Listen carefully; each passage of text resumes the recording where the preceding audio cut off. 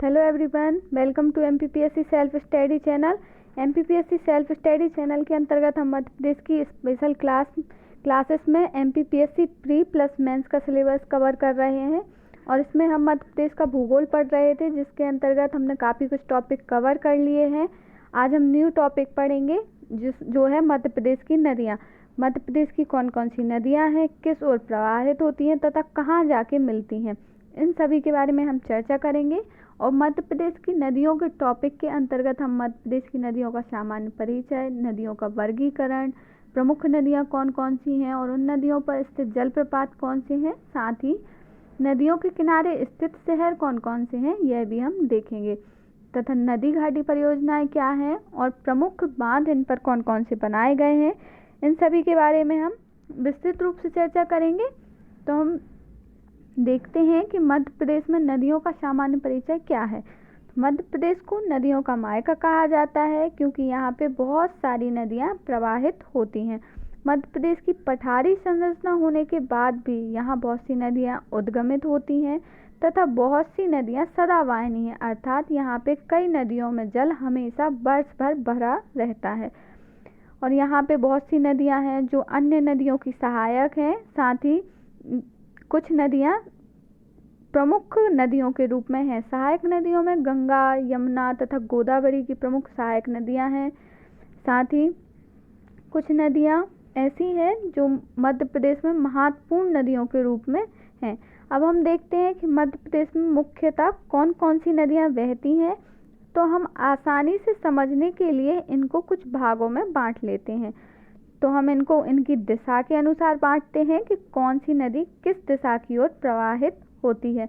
जैसे पूर्व से पश्चिम की ओर प्रवाहित होने वाली नदियाँ, उत्तर और उत्तर पूर्व की ओर प्रवाहित होने वाली नदियाँ और दक्षिण की ओर प्रवाहित होने वाली नदियाँ। हम इनको समझने के लिए 3 भागों में बांट लेते हैं।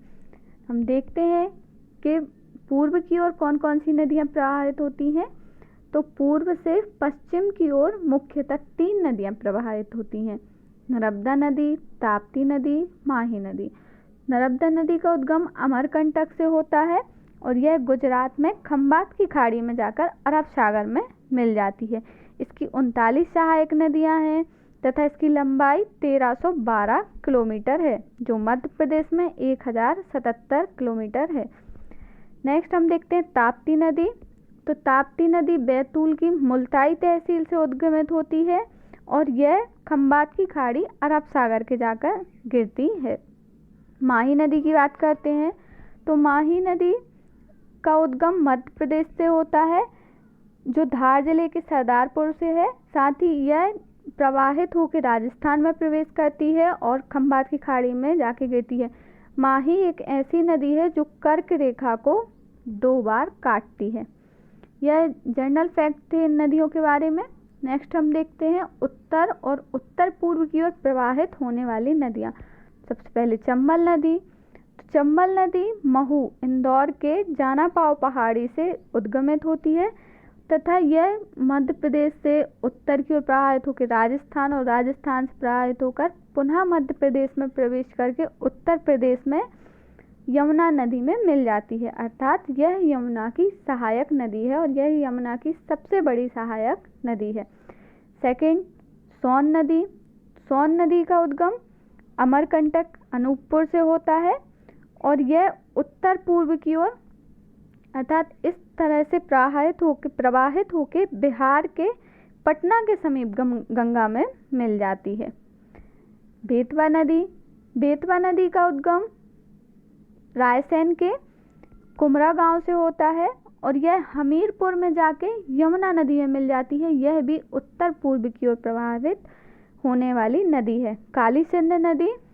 काली सिंध नदी का उद्गम देवास की बागली तहसील से होता है और यह राजस्थान में चंबल में जाके मिल जाती है। नेक्स्ट हम देखते हैं सिंध नदी। तो विदिशा जिले की सिरोंज तहसील से सिंध नदी का उद्गम होता है और यह उत्तर प्रदेश में चंबल नदी में जाके मिल जाती है। इस प्रकार से ये नदियाँ किसी अन्य नदियों में मिलती हैं या अन्य नदियों की सहायक नदियाँ हैं।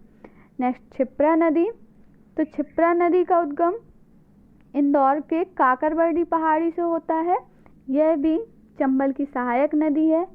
पार्वती नदी का उद्गम सीहोर जिले से होता है और ये अंततः चंबल में जाके मिल जाती है।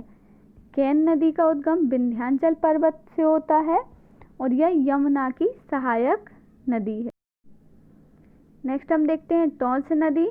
तो टॉन्स नदी का उद्गम कैमूर पहाड़ी सतना से होता है और यह गंगा नदी में जाके मिल जाती है। इस प्रकार से हमने देखा कि इनमें से कुछ नदियां यमुना में जाके मिलती हैं, कुछ चंबल की सहायक है। साथ ही सोन एवं टॉन्स नदी गंगा में जाके सीधे मिलती है और यह दो गंगा की सहायक नदियों में गिनी जाती हैं। अब हम देखते हैं दक्षिण की ओर प्रवाहित होने वाली नदियां कौन सी हैं। तो बैनगंगा नदी तथा वर्धा नदी दक्षिण की ओर प्रवाहित होती है। बैनगंगा नदी का उद्गम सिवनी के पारसवाड़ा पठार से होता है और यह अंततः वर्धा नदी में जाके मिल जाती है। वर्धा नदी का उद्गम वर्धन शिखर बैतूल से होता है और यह महाराष्ट्र में बैनगंगा नदी में मिलती है और इन दोनों के संगम को, बैनगंगा एवं वर्धा के संगम को प्राणहिता के नाम से जाना जाता है। और यह नदियां जब आपस में मिलती हैं तो यह लास्ट में जाके गोदावरी नदी में मिल जाती हैं। इस प्रकार से यह मध्य प्रदेश की प्रमुख नदियां हैं जो मध्य प्रदेश में बहती हैं। इनमें से प्रमुख नदियां जैसे नर्मदा, चंबल, बेतवा, सोन, ताप्ती, बैनगंगा आदि पर स्थित परियोजनाओं के बारे में हम डिटेल से चर्चा करेंगे, जिससे मध्य प्रदेश लोक सेवा आयोग MPPSC प्री तथा मेंस 2020 या प्री 2020 में मध्य प्रदेश का कोई भी क्वेश्चन नदियों से जो आएगा वह न रह जाए। अगर आप ये वीडियो रेगुलर देखेंगे तो आपसे नदियों का कोई भी क्वेश्चन गलत नहीं होगा, क्योंकि हम बेस्ट से बेस्ट कंटेंट उपलब्ध कराएंगे। साथ ही हम मैप के द्वारा एक एक नदियों के बारे में पढ़ेंगे। आज हमने इस वीडियो में नदियों के बारे में सामान्य परिचय देखा।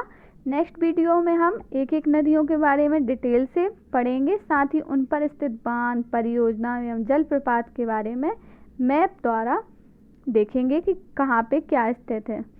दोस्तों, अगर आपको ये वीडियो पसंद आया है तो प्लीज़ लाइक शेयर ज़रूर कीजिए, साथ ही सब्सक्राइब भी करें। Thank you for watching MPPSC self study channel.